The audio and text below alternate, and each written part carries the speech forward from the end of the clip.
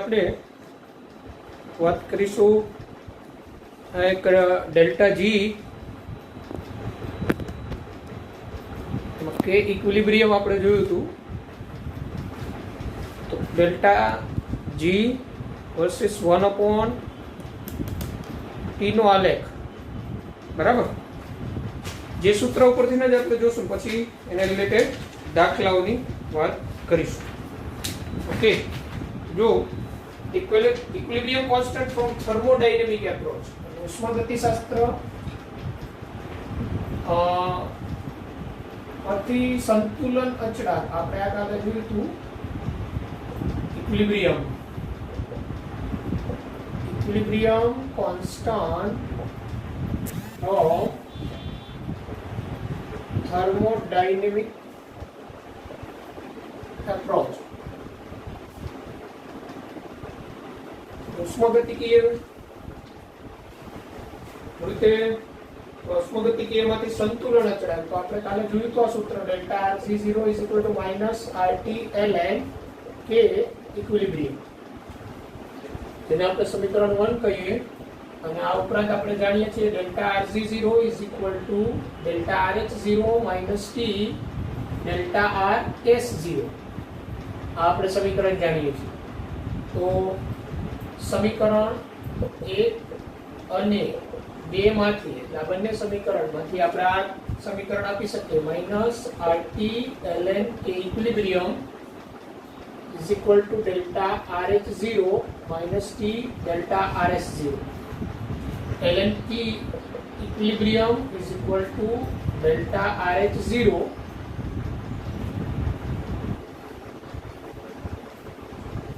Delta RH0 by RT minus delta RS0 by T. અહીંયા minus છે, તો અહીંથી માઈનસ મારે દૂર કરવું હોય તો આને બેને એક્સચેન્જ કરી નાખીએ તો થઈ ગયા ln K equilibrium = delta RS0 by T minus delta RH0 by RT. ટૂંકમાં શું થયું? અહીંયા જે R હતો અહીંયા છેદમાં આવ્યો,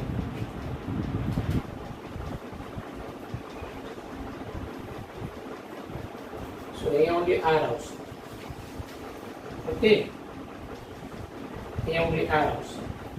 તો આ જે સમીકરણ છે સીધી રેખાનું સમીકરણ y = mx + c પ્રકારનું છે.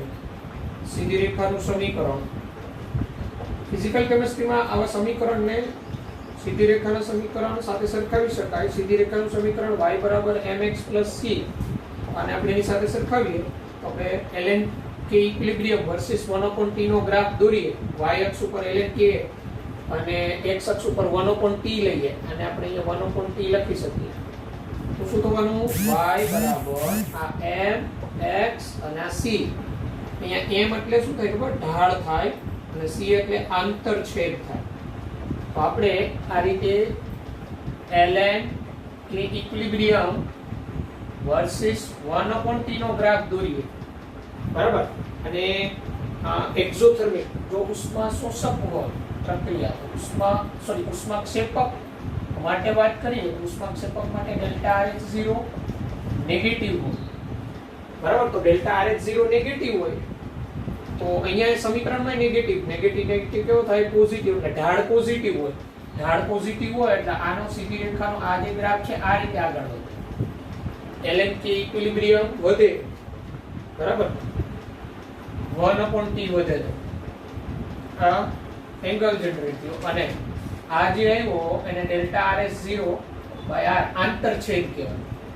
અને આનો ઢાળ આવે, ઢાળ બરાબર - ડેલ્ટા RH0 by R. પણ પ્રક્રિયા કેવી છે? ઉષ્માક્ષેપક. તો ઉષ્માક્ષેપક માટે ડેલ્ટા RH0 ની વેલ્યુ નેગેટિવ હોય, આ નેગેટિવ, અને ઢાળ = કેવું થઈ જાય? Positive, delta RH0/R. એટલે ઉષ્માક્ષેપક પ્રક્રિયા માટે તો ln K equilibrium versus 1/t નો ગ્રાફ આ રીતે સીધી રેખા મળે, એનો ઢાળ હોય ને ધન મળે ઉષ્માક્ષેપક માટે, બરાબર. એટલે આપણે સ્ટડી કરી ગયેલા કાલે delta R0 is equal to minus RT ln K equilibrium. Delta R0 is equal to delta RH0 minus T delta RS0.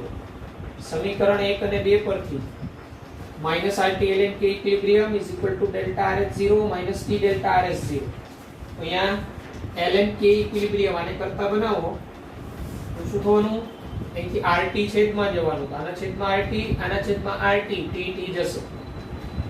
અહીંયા નેગેટિવ સિમ્બોલ દૂર કરું તો આ બેને ઉલટાવી નાખ્યા. ln K equilibrium is equal to delta RS0 by R minus delta RH0 by R into 1 by T.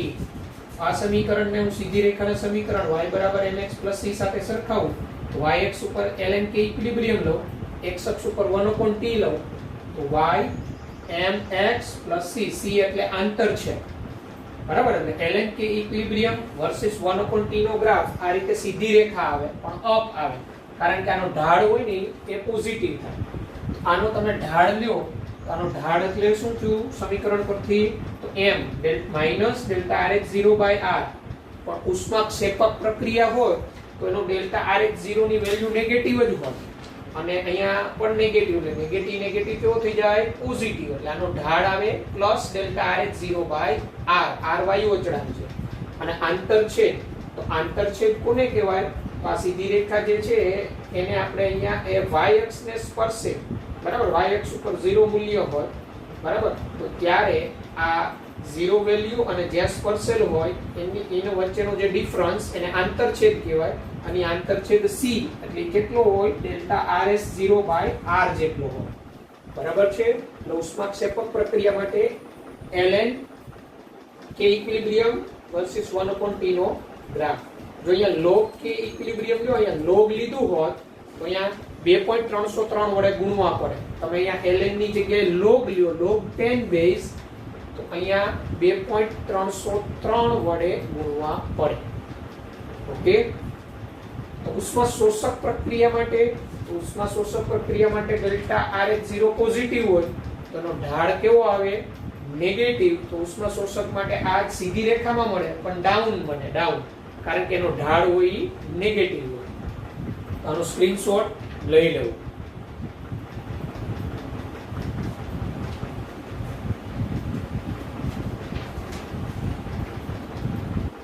ચાલો બધાએ સ્ક્રીનશોટ લઈ લીધો હશે. ઓકે. હવે ઉષ્મા શોષક માટે આપણે વાત કરીએ સેમ આ રીતના. તો ઉષ્મા એક ક્ષેપક છે ત્યાં મારે ખાલી શોષક જ કરવાનું છે, બાકી તો બધું આ જ છે.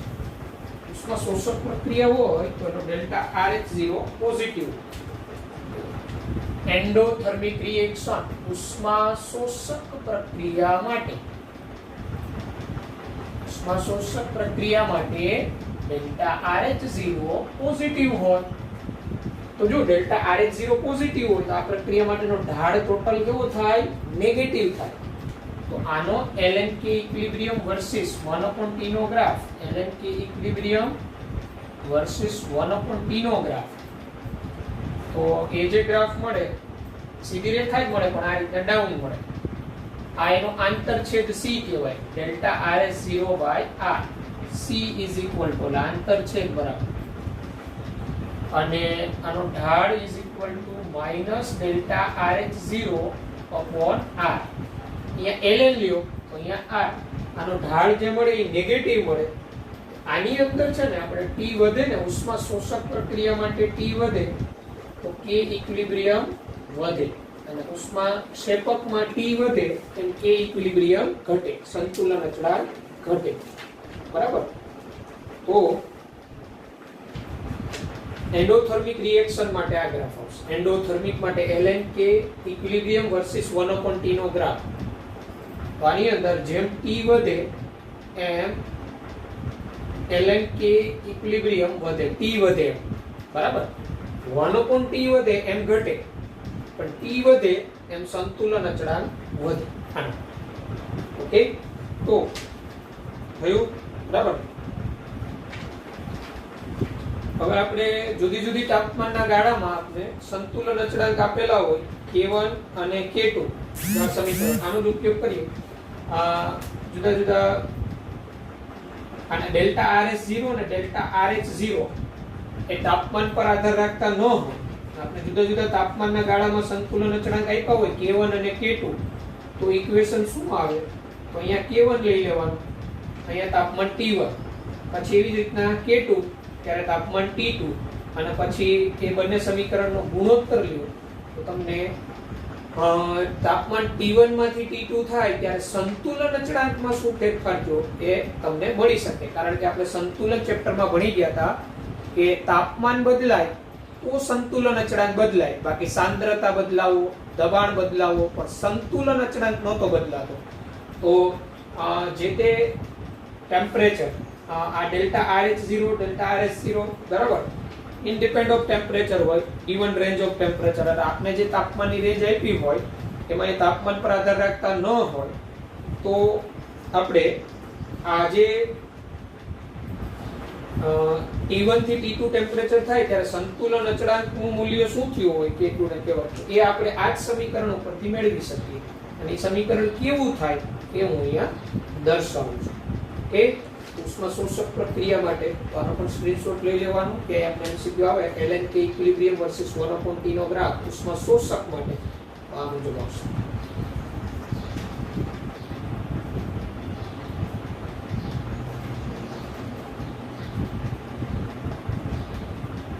ઓકે,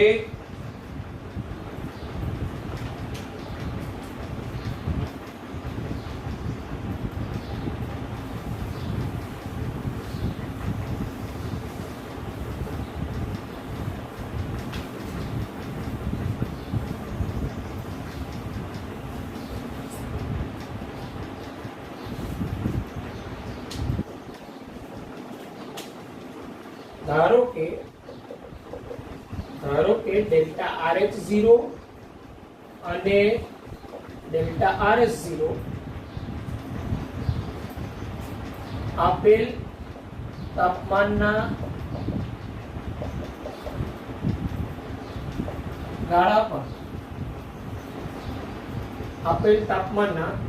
પર બદલાતા ન હોય તો આપણે પેલું જે સમીકરણ હતું ln K ઇક્વિલિબ્રિયમ એના પરથી આ સમીકરણ મેળવી શકીએ. ln K2/K1 = delta RH0 upon R 1/T1 minus 1/T2 આ સમીકરણ. અને ln ની જગ્યાએ તમે log લઈ આવો તો log K2/K1 = delta RH0 divided by 2.303 R અંશમાં 1/T1 minus 1/T2. આને વોન્ટ ઓફ સમીકરણ કહેવાય. વોન્ટ ઓફ સમીકરણ આ તમને સંતુલનમાં છે ને તાપમાનની અસર આવેલી છે ત્યાં તાપમાન સાથે સંતુલન અચળાંક કઈ રીતના બદલાય ત્યાં ફક્ત તમે સમીકરણ લખાયું હતું. એ સમીકરણ આવ્યું છે ક્યાંથી? તો અહીંયા આપણે હમણાં જોયું કે ln K ઇક્વિલિબ્રિયમ આ સમીકરણ આપણે જોયું = delta RS0/R minus delta RH0 divided by RT.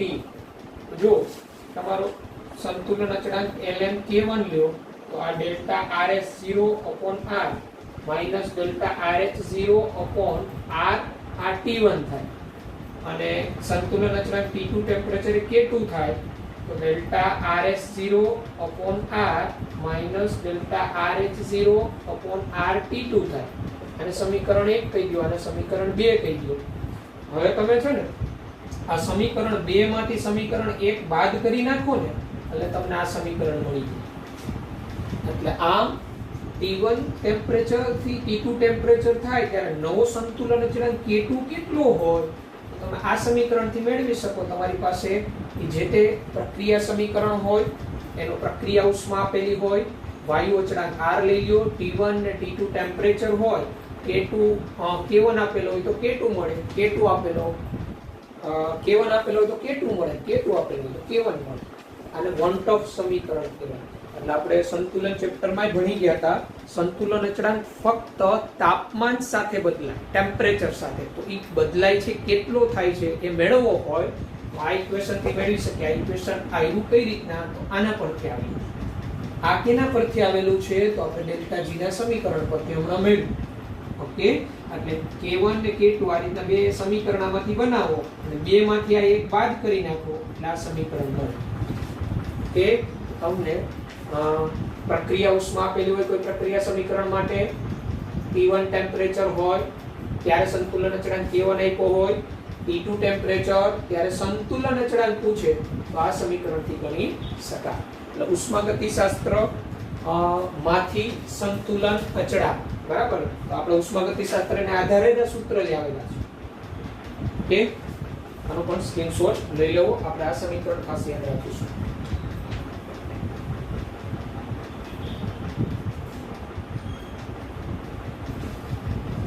Screenshot વ્યવસ્થિત આવે છે ને બધાને?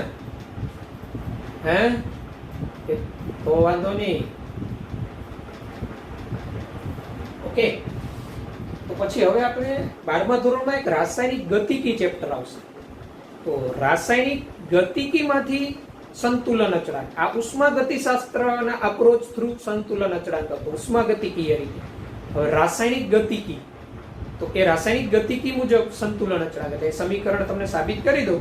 વધુ ડિટેલમાં આપણે 12મા ધોરણમાં રાસાયણિક ગતિકી ચેપ્ટરમાં ત્યાં હું કહીશ તમને, બરાબર. પાછું યાદ અપાવીશ અને ત્યારે આપણે વાત કરીશું. આપણે જાણીએ છીએ કે, અને ત્યારે હું એકલો ન જાણતો હોઉં જોઈએ, તમે બધા જાણતા હોવ, બરાબર.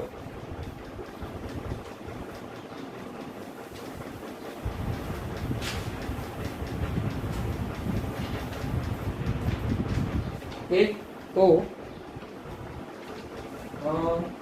equilibrium constant from kinetic approaches. Equilibrium constant એટલે સંતુલન અચળાંક from kinetics approach એટલે ગતિકીય સિદ્ધાંતમાંથી સંતુલન અચળાંક. કાઇનેટિક્સ એટલે ગતિકીય, રાસાયણિક ગતિકી આપણું ચેપ્ટર આવશે. ગતિકીય સિદ્ધાંતમાંથી ઇક્વિલિબ્રિયમ કોન્સ્ટન્ટ સંતુલન અચળાંક. તો આપણે છે ને 12મા ધોરણમાં સ્ટડી કરીશું. વેગ અચળાંકનું સૂત્ર આવશે. વેગ અચળાંક k અને સંતુલન અચળાંક બે ડિફરન્ટ છે. વેગ અચળાંક k બરાબર આ સમીકરણ આવશે a * e⁻ રાસાયણિક ગતિકીમાં આવશે અને આ આપણે સમજીશું ત્યારે. અને આપણે આ જે વેગ અચળાંક છે, બરાબર, આપણે બધા જાણીએ છીએ સંતુલન અચળાંક શું છે. સંતુલન અચળાંક પુરોગામી પ્રક્રિયાનો વેગ અચળાંક અને પ્રતિગામી પ્રક્રિયા બેકવર્ડ રિએક્શનના વેગ અચળાંકનો ગુણોત્તર છે. આપણે ખબર હોય તો a થી b આ પ્રક્રિયા થાય, પુરોગામી થાય તો પુરોગામી પ્રક્રિયાનો વેગ અચળાંક એને kf કહેવાય, પ્રતિગામી પ્રક્રિયાનો વેગ અચળાંક એને kb કહેવાય. અને આનો સંતુલન અચળાંક શું હોય તો આનો સંતુલન અચળાંક kf/kb થાય. આપણે સંતુલન અચળાંકનું સૂત્ર તાર્યું હતું ચેપ્ટરમાં, સંતુલનમાં ત્યાં આવેલું. સંતુલન અચળાંક એટલે પુરોગામી પ્રક્રિયાનો વેગ અચળાંક છેદમાં પ્રતિગામી પ્રક્રિયાનો વેગ અચળાંક. kf, f એટલે ફોરવર્ડ ડાયરેક્શન પુરોગામી પ્રક્રિયા, અને kb, b for backward direction, બરાબર. એટલે સંતુલન અચળાંક છે ને પુરોગામી પ્રક્રિયાનો વેગ અચળાંક અને પ્રતિગામી પ્રક્રિયાના વેગ અચળાંકનો ગુણોત્તર છે. તો આ અને વેગ અચળાંક બરાબર આ સૂત્ર થાય a * e⁻ બારમા ધોરણમાં આપણે આની ડિટેલમાં વાત કરીશું. અહીંયા હું ફક્ત એક્સપ્લેનેશન તમને સમીકરણ ઉષ્માગતિકીય રીતે કેવું હોય એની વાત. E એટલે સક્રિયકરણ ઉર્જાઓ, R એટલે વાયુ અચળાંક અને T એટલે તાપમાન. તો અહીંયા આ kf આ વેગ અચળાંક, આ પુરોગામી પ્રક્રિયાનો વેગ અચળાંક, તો આ જ સમીકરણ ઉપરથી આના માટે આવું લખાય af e⁻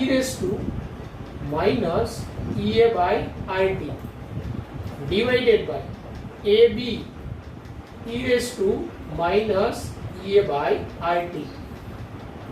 ઓકે. આ જે હતો એ ફોરવર્ડ ડાયરેક્શનની સક્રિયકરણ ઉર્જા, આ બેકવર્ડ ડાયરેક્શનની સક્રિયકરણ ઉર્જા એટલે EAB લખ્યું. તેથી AF છેદમાં AB, આ AF છેદમાં AB ઇન્ટુ આ e⁻ આ e⁻ અને આખાને આ રીતે લખી શકાય EF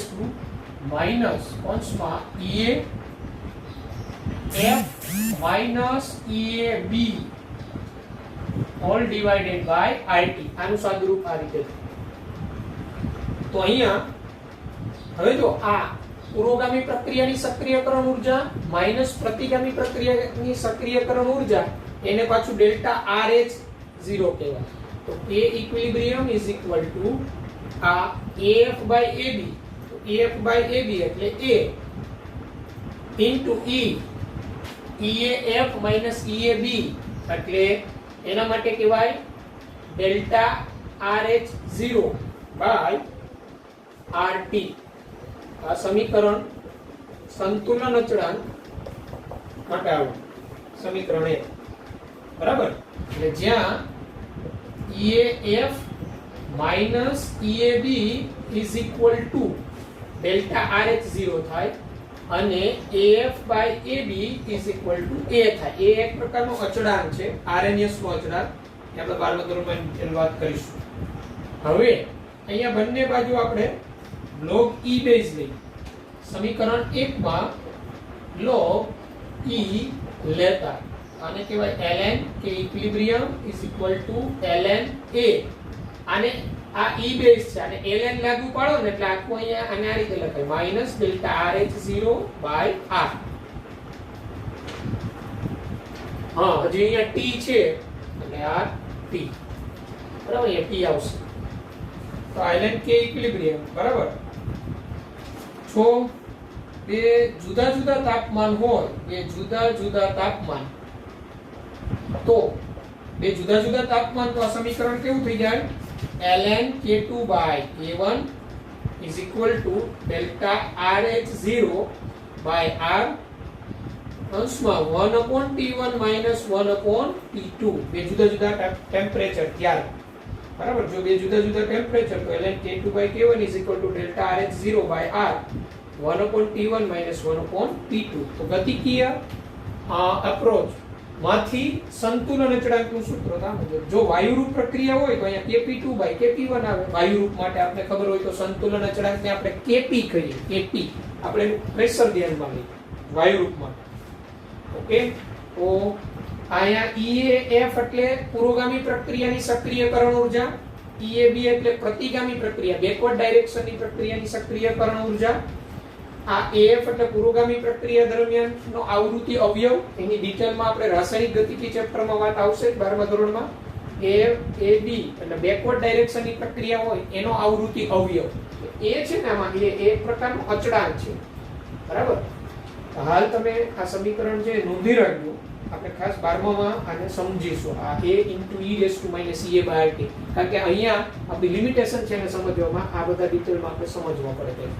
અને 12th માં આપણે રાસાયણિક ગતિકીમાં આવશે. રાસાયણિક ગતિકી આ ગતિકીય સિદ્ધાંતમાંથી સંતુલન અચળાંક તો પણ એક સૂત્ર આવ્યું આગળ આપણે હમણાં જોયું હતું. એ થર્મોડાયનેમિકમાંથી સંતુલન અચળાંક, રાસાયણિક ગતિકીમાંથી સંતુલન.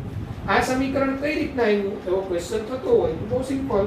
આ જે સમીકરણ છે બસ T1 ટેમ્પરેચર તો T1 અહીંયા T1 આવી જાય, બાકી બધું કોન્સ્ટન્ટ રહેતું હોય. K1 અને K2 T2 આ કોન્સ્ટન્ટ રહેતો હોય, આ કોન્સ્ટન્ટ રહેતો હોય.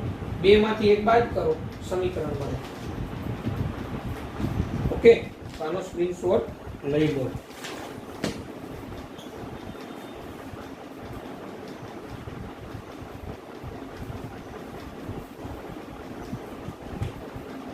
ઓકે, તો હવે આપણે વાત કરીશું દાખલાઓ. Delta G, delta H, delta S બરાબર. તો એ દાખલાઓ ગણતા જઈએ. સંતુલન અચળાંક ને ડેલ્ટા G સાથેના સંબંધનું સૂત્ર, delta G, delta H, delta S સંબંધ આધારિત સૂત્ર બરાબર. આ સૂત્ર આધારિત દાખલાઓ હું અહીંયા રકમ આપીશ. પહેલા તમારા માટે વિચારજો કયું સૂત્રનો ઉપયોગ કરવો અને પછી દાખલાની પ્રેક્ટિસ કરતા જઈએ. ઓકે, લાસ્ટમાં આપણે આજે સમીકરણ જોયું. સમીકરણ નોંધી રાખજો. વધારે ડિટેલમાં આપણે 12માં રાસાયણિક ગતિકી ચેપ્ટરમાં જોઈશું એના વિશે.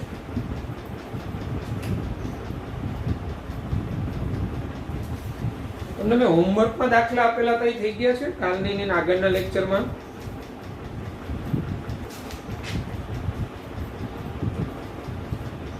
બધાને થઈ ગયા છે? Okay okay good. ચાલો તો જો સમજીએ.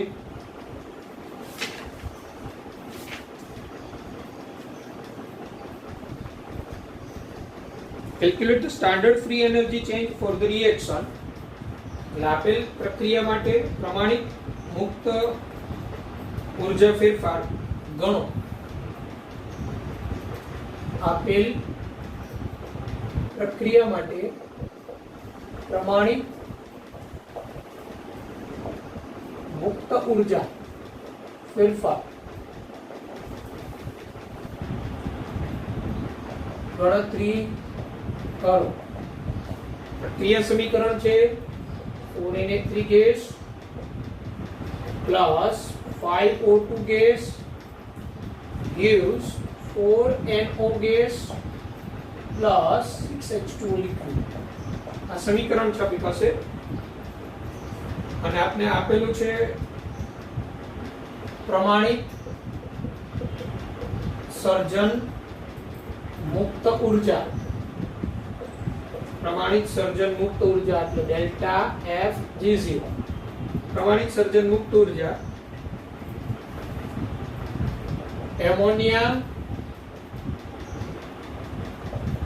NO ગેસ અને H2O લિક્વિડ માટે અનુક્રમે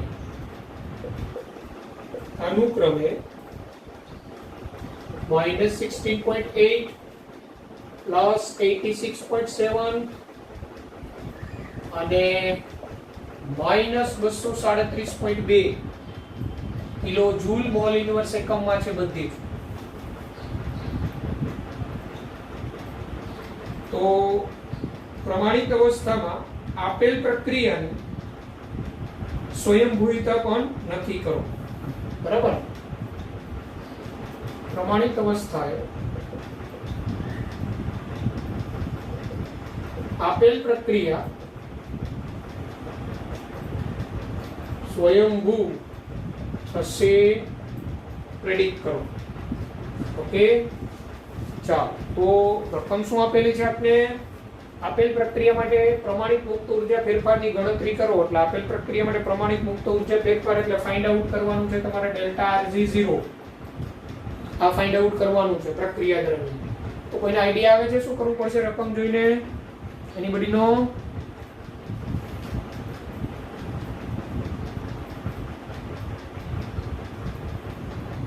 જાગો છો? જાગતા હોય તો બોલો. નથી જાગતા? કોઈને આઈડિયા આવે એમાં શું કરવું પડશે? આમ આઈડિયા આવવો જોઈએ. શું કરવું જોશે? શું કરવું જોશે? આપણે પ્રક્રિયા પ્રમાણિત સર્જન મુક્ત ઉર્જા પ્રક્રિયાની જોઈએ છીએ.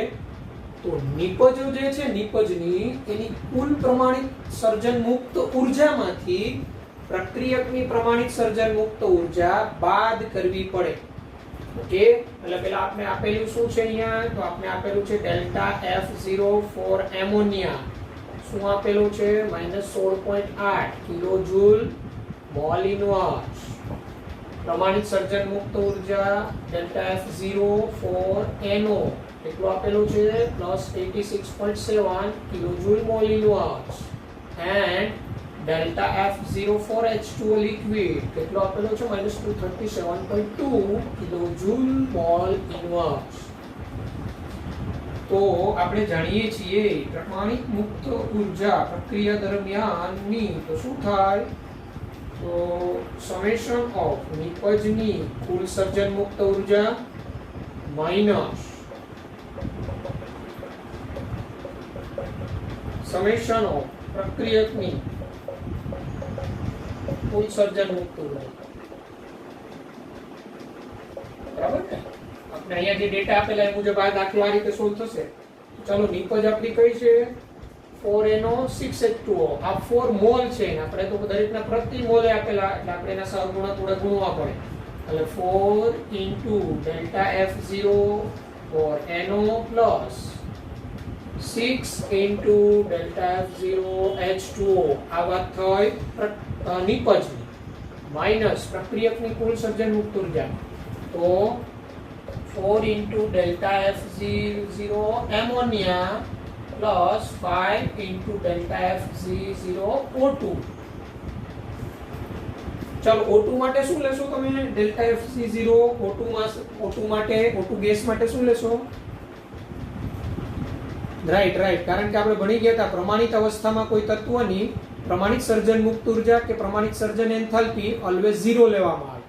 તો બાકી બધી વેલ્યુ તમારી પાસે છે, ગણતરી કરી નાખો, જે આવે તમારો જવાબ થશે. તમારો જવાબ જે છે એ આ મુજબ આવે તો right. Delta R G0 is equal to -1009.2 કિલોજૂલ. અને પ્રેડિક્ટ કરવાનું છે કે અહીંયા ડેલ્ટા R G0 તમારો નેગેટિવ આવશે, એ ઋણ આવે છે. તો ઋણ આવે તો રિએક્શન ફિઝિબિલિટી કહેવાય, ફિઝિબલ કહેવાય. તો પ્રોસેસ ઇઝ ફિઝિબલ કહેવાય. તો પ્રક્રિયા સ્વયંસ્ફુરિત થશે. પ્રક્રિયા સ્વયંસ્ફુરિત થશે. પ્રેડિક્ટ કરવાનું હતું, પ્રક્રિયા સ્વયંસ્ફુરિત થશે એમ કહેવાય.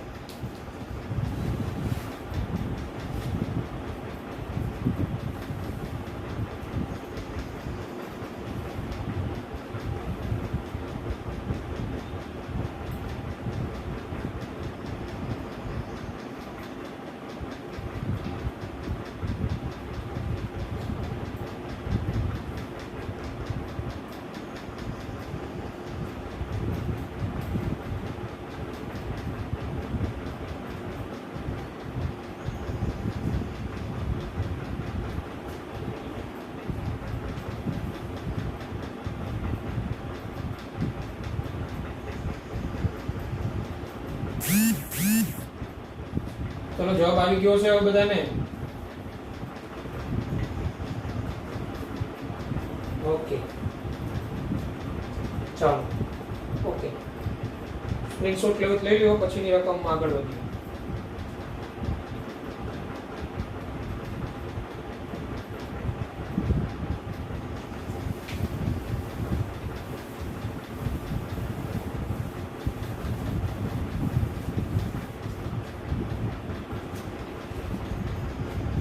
પછીની રકમ આ મુજબ છે.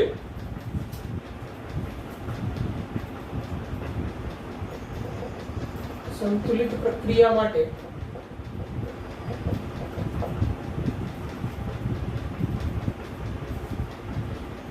PCl5 gas gives PCl3 gas plus Cl2 gas. આપેલ પ્રક્રિયા છે સંતુલિત પ્રક્રિયા.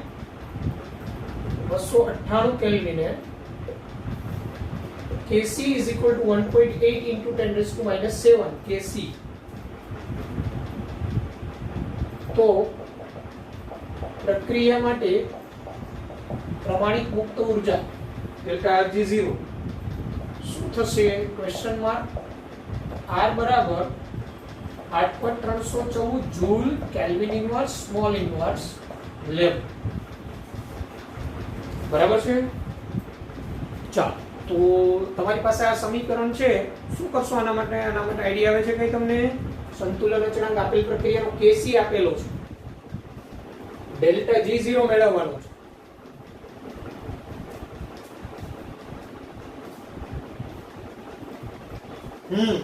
હા, પણ આપણે અહીંયા Kc આપેલો છે. પ્રક્રિયામાં તો જો વાયુરૂપ જ છે આ બધા. તો આપણે વાયુરૂપ પ્રક્રિયા માટેનો સંતુલન અચળાંક શું થાય? Kp થાય. ખબર હોય તો શું થાય? Kp થાય. અને Kc આપેલો છે તો આપણે પહેલા શું મેળવવું પડે?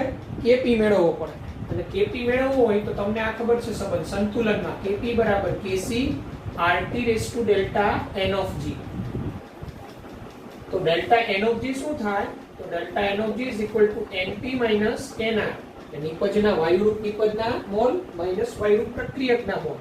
તો 1 મોલ એટલે 2 મોલ નિપજ, 1 મોલ પ્રક્રિયક એટલે ડેલ્ટા n of g 1 થાય. તો અહીંયા તમને Kp મળી શકે. Kc નું મૂલ્ય મૂકી દો 1.8 into 10 raised to minus 7. RT ની 1 ઘાત થઈ. R તમારે લેવાનો 8.314 joule kelvin inverse small inverse. Temperature 298 kelvin. અહીંથી તમને Kp મળી જાય. બરાબર? અને Kp મળી જાય પછી આ સૂત્ર delta G0 is equal to minus 2.303 RT log 10 days Kp. અહીંયા વાયુરૂપ માટેનો Kp તો બસ અહીંયા જે Kp મળે તમને એની કિંમત અહીંયા મૂકી અને ડેલ્ટા G0 ફાઇન્ડ આઉટ કરો.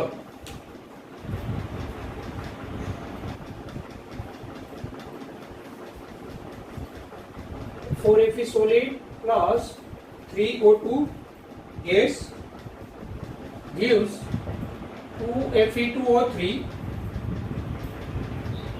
solid delta H0 આપેલ પ્રક્રિયા માટે 1648 કિલો જૂલ પ્રતિ મોલ. આપણે આ પ્રક્રિયા સમીકરણ આપેલું, આપણે માહિતી આપેલી એને આધારે એન્ટ્રોપી ફેરફાર ગણવાનો અને પછી આપણે એ નક્કી કરવાનું 25 અંશ સેલ્સિયસ તાપમાને પ્રક્રિયા સ્વયંસ્ફુરિત થશે કે નહીં. બરાબર, 25 અંશ સેલ્સિયસ તાપમાન. ઓકે, પ્રમાણિત એન્ટ્રોપી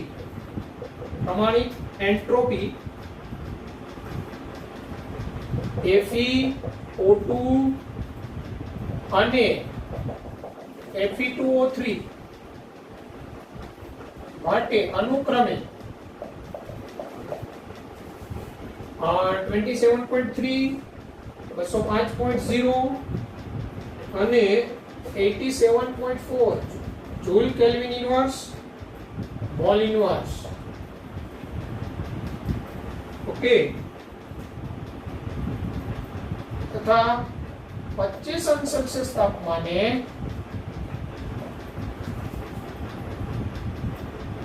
આપેલ પ્રક્રિયા કે ઓરડાના તાપમાને આપેલ પ્રક્રિયા સ્વયંભૂ થશે, એટલે સ્પોન્ટેનિયસ હશે.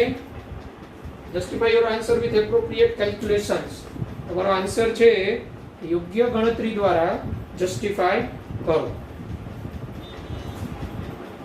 ચાલો, તો અહીંયા આપણે સૌપ્રથમ એન્ટ્રોપી ફેરફાર ગણતરી કરવાનો છે. પ્રમાણિત, બધાની પ્રમાણિત એન્ટ્રોપી આપેલી છે, મોલર એન્ટ્રોપી. તો ડેલ્ટા S0 ફોર રિએક્શન, તો નિપજની સમેશન નિપજની પ્રમાણિત મોલર એન્ટ્રોપી માઈનસ સમેશન પ્રક્રિયકની પ્રમાણિત મોલર એન્ટ્રોપી. તો નિપજ એટલે આપણી Fe2O3, તો 2 into S0 molar entropy four Fe2O3, બરાબર, માઈનસ પ્રક્રિયા Fe, તો 4 into પ્રમાણિત molar entropy for Fe plus 3 into પ્રમાણિત મોલર એન્ટ્રોપી ફોર O2. તો જો બધાની આપેલી છે તમને રકમમાં, અહીંથી તમને ડેલ્ટા S0 મળી જાય. શું આપેલી છે જો, 2 into Fe2O3 ની કેટલી, Fe2O3 માટે 87.4, કયા એકમમાં, joule kelvin inverse mall inverse, minus 4 into S0M Fe માટે કેટલી 27.3, એટલે 4 into 27.3. Okay, plus 3 S0M four O2, O2 માટે કેટલી 205. ઓકે, આ મળે તમને delta S0 joule kelvin inverse mole ઇન્વર્સમાં સાદુરૂપ આપો એટલે ડેલ્ટા S0 મળી જાય. એક જવાબ તમને મળેલો, એન્ટ્રોપી ફેરફાર કેટલો થાય, એન્ટ્રોપી ફેરફાર એ અહીંથી મળી જાય ડેલ્ટા S0. ડેલ્ટા S0 મળી જાય પછી તમારે શું મેળવવાનું, ડેલ્ટા R0, ડેલ્ટા RG0, એટલે આપણે શીખી ગયા delta H0 - T delta S0. તો ડેલ્ટા S0 તમને અહીંથી મળી જાય. ડેલ્ટા H0 તમને આપેલો છે સમીકરણમાં 1648 માઈનસમાં, પણ ખાસ ધ્યાન રાખજો ડેલ્ટા H0 તમારો કિલો જૂલમાં છે, ડેલ્ટા S0 તમારો જૂલમાં આવશે.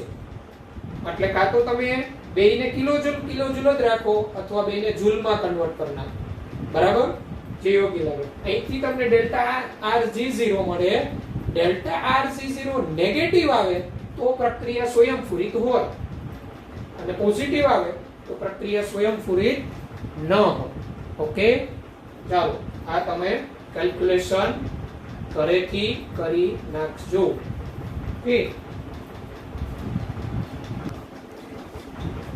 આપેલ જે આપણો દાખલો છે આને આપણે જસ્ટિફાઈ કરવો હોય કે સ્વયંસ્ફુરિત જ થતી હોય તો આપણે ડેલ્ટા એસ ટોટલ દ્વારા જસ્ટિફાઈ કરી શકીએ.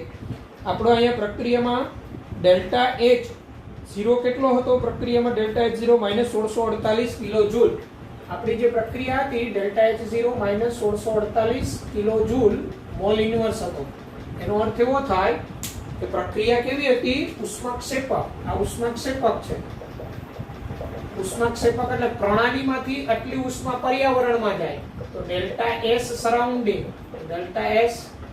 સરાઉન્ડિંગ ઇઝ ઇક્વલ ટુ તો આપણો આટલી પર્યાવરણમાં ઉમેરાય એટલે આપણો Q રિવર્સિબલ બાય T સૂત્ર પરથી પ્રણાલી આટલી ઉષ્મા ગુમાવે તો પર્યાવરણમાં એટલી ઉષ્મા ઉમેરાય એટલે 1648 ભાગ્યા તાપમાન આપણું કેટલું 298 કેલ્વિન છે, બરાબર? પર્યાવરણ તો ડેલ્ટા એસ સરાઉન્ડિંગ તમારો આવે 1648 ભાગ્યા 298 કરો તમે, બરાબર?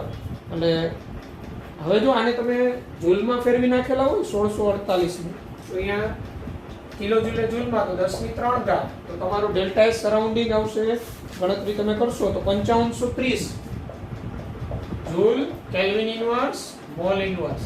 તો આપણો ડેલ્ટા એસ ટોટલ કેટલો થાય? તો ડેલ્ટા એસ ટોટલ એટલે delta S system plus delta S surrounding પર્યાવરણ. તો ડેલ્ટા એસ સિસ્ટમ તમારો કેટલો આવ્યો હતો? તો એ તમારી પાસે આપેલો છે તમને ડેલ્ટા એસ સિસ્ટમ -549.4 અને આ કેટલો આવ્યો? 5530. તો જો તમારો ડેલ્ટા એસ ટોટલ તો 5530 માંથી 549.4 તમે બાદ કરી નાખો એટલે તમારો ડેલ્ટા એસ ટોટલ આવશે 4980.6 4980.6 joule kelvin inverse mall inverse. તો અહીંયા ડેલ્ટા એસ ટોટલ પોઝિટિવ આવ્યો. Delta S total positive it means પ્રક્રિયા સ્વયંભૂ થશે. પ્રક્રિયા સ્વયંભૂ થતી હોય, બરાબર? એટલે આપમેળે થતી પ્રક્રિયા દરમિયાન વિશ્વની કુલ એન્ટ્રોપી વધે, ડેલ્ટા એસ ટોટલ વધે. તો એ આપણે અલ્ટરનેટિવલી એ પણ આપણે અહીંયા સાબિત કરેલું એના દ્વારા. ઓકે, ત્યારબાદ દાખલો આપણે ગણતરી કરીએ.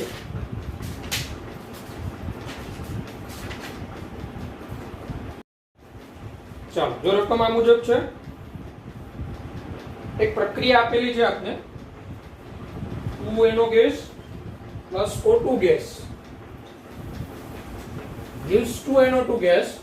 એના માટે આપને રકમમાં આપેલું છે entropy changes and enthalpy changes. રકમ મુજબ છે આપેલ પ્રક્રિયા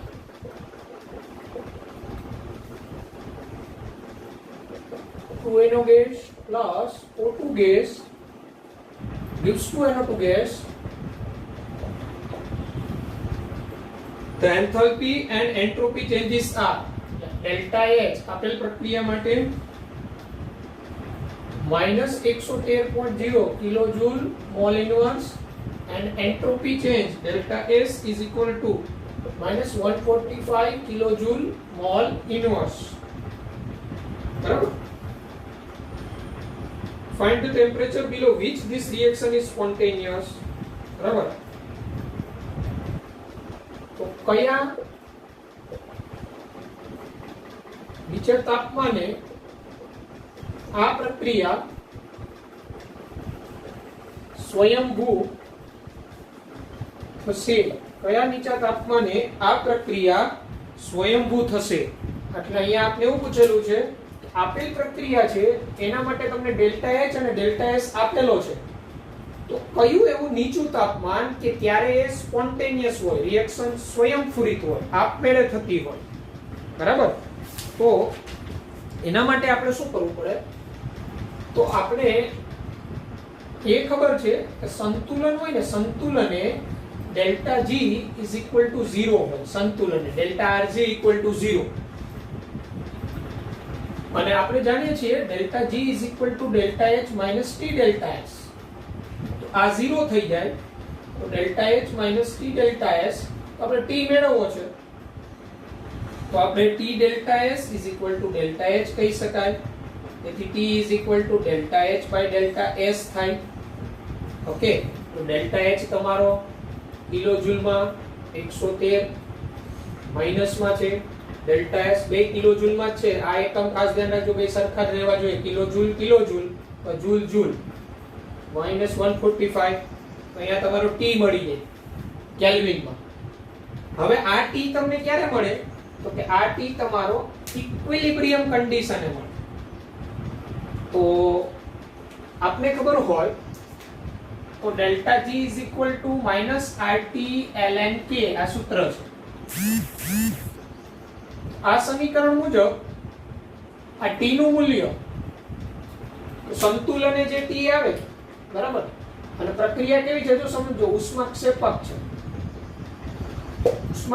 છે તો તાપમાન નો ઘટાડો પ્રક્રિયાને સ્વયંપૂરિતા તરફ લઈ જાય એટલે તમારું જે તાપમાન આવશે એ તાપમાન તમારું સંતુલન કન્ડિશન નું આવશે અને તાપમાન તમે જો ગણતરી કરી નાખી હોય તો 779.3 કિલો કેલ્વિન આવે સોરી 779.3 779.3 તો કયા તાપમાને પ્રક્રિયા સ્વયંપૂરિત થાય તો 779.3 કેલ્વિન થી નીચા તાપમાને આ પ્રક્રિયા સ્વયંપૂરિત થાય એટલે આ તમારો આવશે 779.3 કેલ્વિન તો જવાબ શું આવે સ્વયંપૂરિત પ્રક્રિયા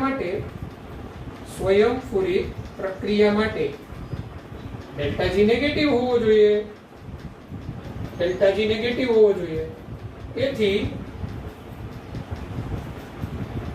779.3 કેલ્વિન થી નીચા તાપમાને પ્રક્રિયા સ્પોન્ટેનિયસ હોય નીચા તાપમાને 779.3 કેલ્વિન થી નીચા તાપમાને પ્રક્રિયા સ્વયંપૂરિત થશે બરાબર આપણે આ સૂત્રનો ઉપયોગ કરીશું delta H minus T delta S તો આ ટી છે એ 779.3 કેલ્વિન થી નીચું તાપમાન આવવું જોઈએ નીચું તાપમાન હોય એટલે આ ટી ડેલ્ટા એસ નું મૂલ્ય માઇનસ ડેલ્ટા એચ કરતા નીચું રહેવાનું એટલે ઓલ ઓવર ડેલ્ટા જી તમારો નેગેટિવ થાય અને ડેલ્ટા જી નેગેટિવ પ્રક્રિયા સ્વયંપૂરિત થાય તારો સ્ક્રીનશોટ લઈ લેવાનો નવા પણ પ્રશ્ન બને કયા તાપમાને પ્રક્રિયા સ્વયંપૂરિત થશે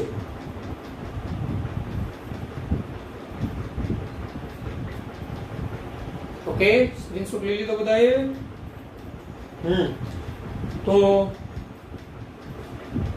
ઓકે શ્યામ સર આવી ગયા છો ઓકે રાકેશ સર નો લેક્ચર છે ઓકે સર ચલો બાળકો કાલે હવે આગળ આપણે દાખલામાં આગળ વધીશું પાછા બરાબર